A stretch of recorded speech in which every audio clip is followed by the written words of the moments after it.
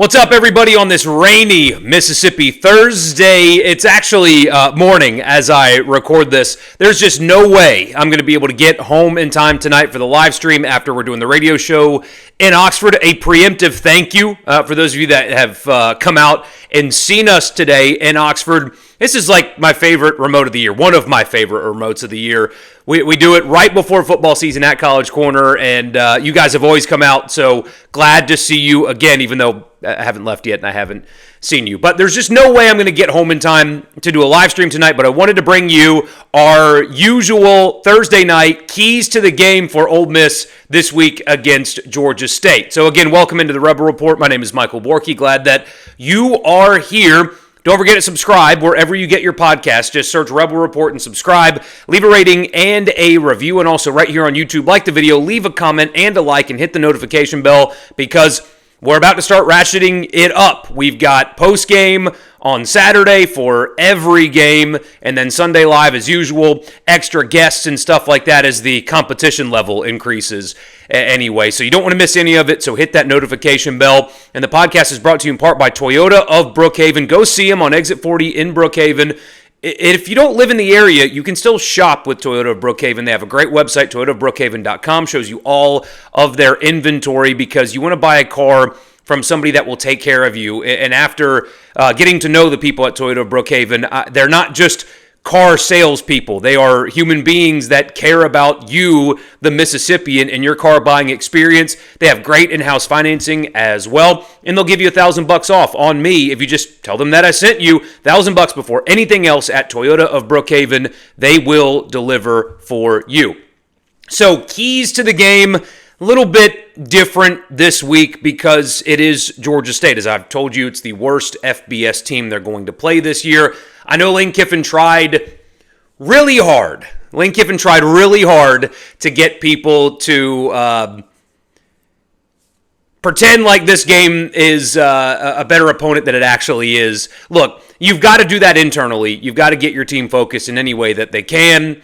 You've got a former Ole Miss running back on that team, and then I guess there's another former Ole Miss running back technically, although he transferred in and then went through spring and then transferred out. Never even really played a snap at Ole Miss, but still, that guy's there. And then somebody that recruited out of high school from Mississippi ended up going to Georgia. So the running back room's got some talent, but this was not a particularly good football team a year ago. They're not expected to be a good one this year either. With all due respect to Georgia State, this game is all about Ole Miss and how they play and how they look while doing it. If they're locked in and focused, even not at a maximum level, this is a game that they should very easily win. And in Lane Kiffin's tenure at Ole Miss, they have really not messed around in games like this. There was that Tulsa game that got kind of weird there for like half of a quarter, but by and large, these non-conference games against lesser opponents, Ole Miss is really taking care of business, and you should get a really focused football team considering all the new faces, a lot of young guys or inexperienced guys trying to prove themselves worthy of the spot that they have won this offseason. So I would not expect a lackadaisical Ole Miss team in this game, in part because of precedent, but also this is Austin Simmons' first start, his opportunity to prove himself as the guy. You've got a running back room that is basically all new. Lacey apparently has won the job, but Diggs now fully refreshed after that knee injury, and the defensive line probably still going to take some time to figure out the rotations there because there's a lot of depth, albeit inexperienced depth, that the secondary as well. 9 guys that they either brought in after spring practice or did not participate in spring practice are going to play in Ole Miss's defensive secondary. So a lot of guys with something to prove.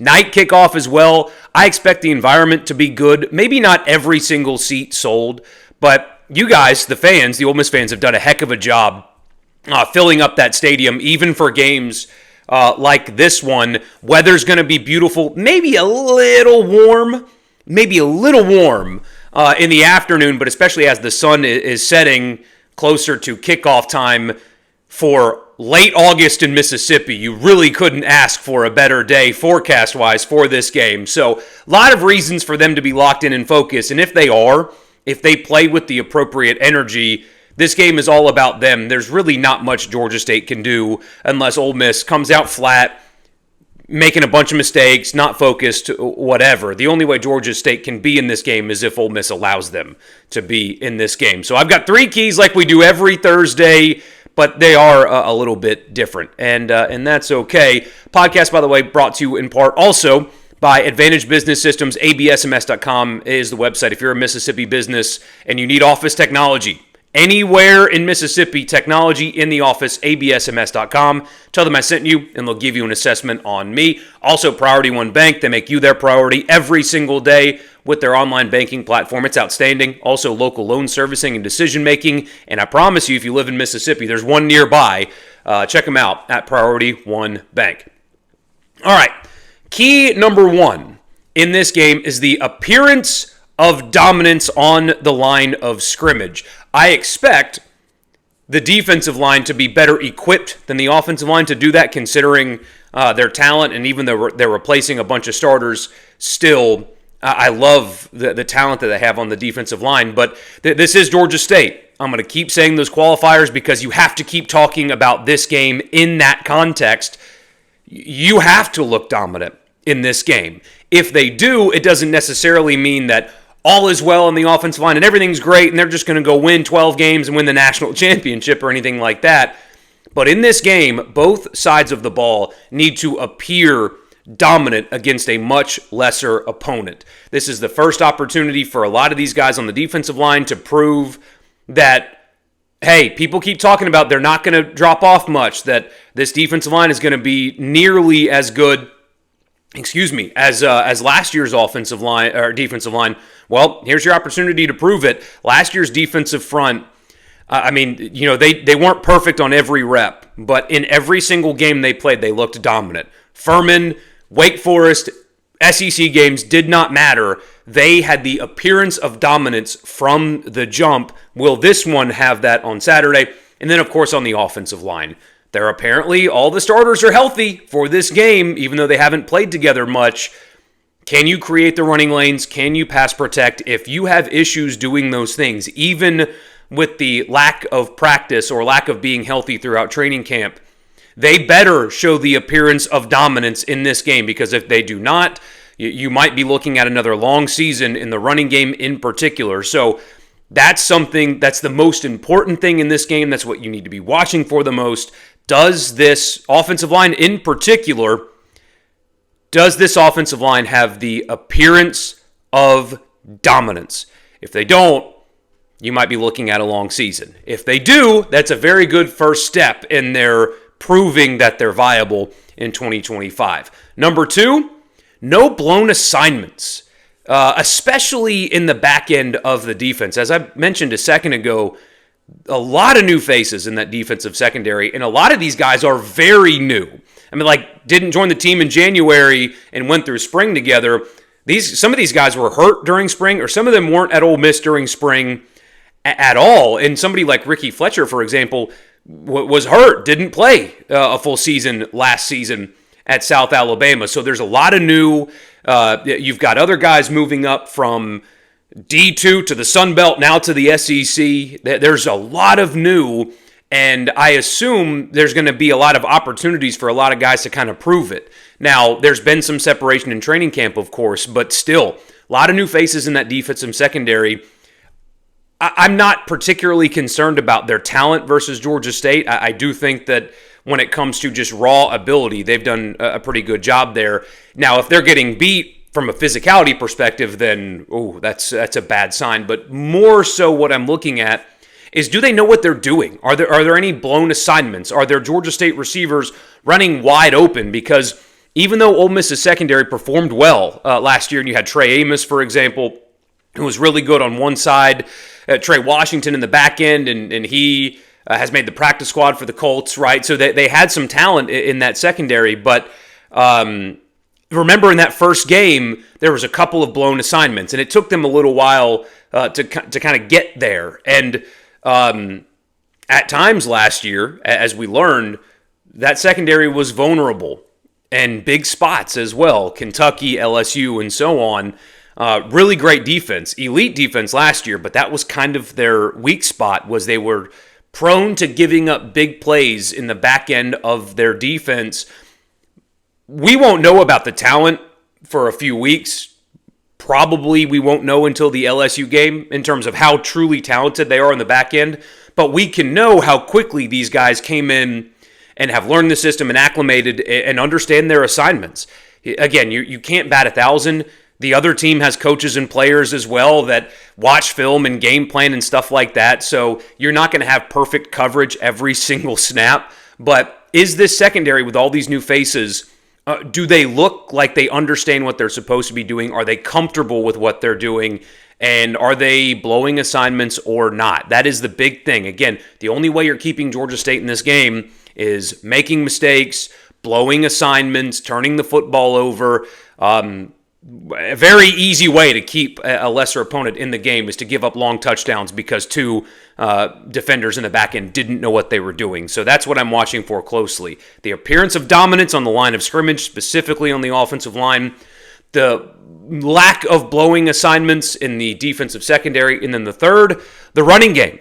As we talk all the time, I'm very excited about what Ole Miss has at wide receiver and tight end. I think the skill positions for Austin Simmons, his weapons are really, really good. And I think they have improved the talent ceiling from the pass catchers possibly rather dramatically over last year's team.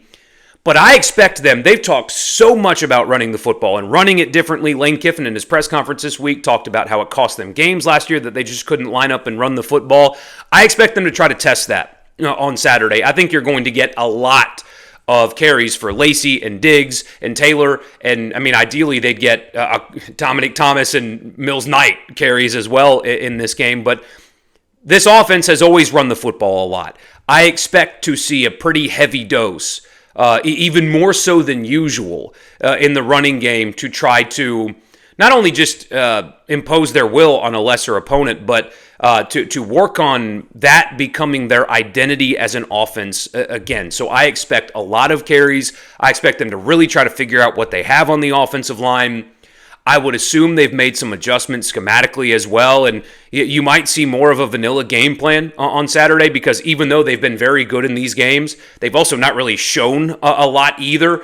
Against these lesser opponents, they've been pretty vanilla and just lined up and said, my guys are better than yours, and done it that way.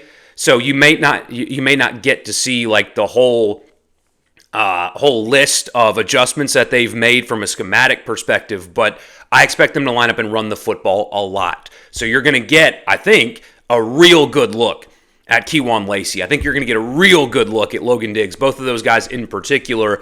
And if you wanted to ask me what the stat of the game is, it's yards per carry. We've talked about it before. Yards before contact running the football. But I do think they're going to try to get like a 275, 300-yard rushing day for this offense. And what better way to help acclimate a young quarterback who is getting his first start than having a really effective running game. So I think that they're going to emphasize that coming up on Saturday, and you're going to get a heavy dose of the running game. So that's not really keys to the game. That's more of what I'm watching for, because, again, it's Georgia State. If there are any issues with this game, then that is a storyline in and of itself that we'll talk about post-game. But those are the three things that I'm watching for the most in this game as Ole Miss takes on Georgia State. We will be live post-game whenever the game wraps up. If it is a blowout, we'll go live a little bit early, so make sure you've got your notifications on right here on YouTube so you don't miss it, because we will go live post-game. The season is here. Give yourself a round of applause. You made it.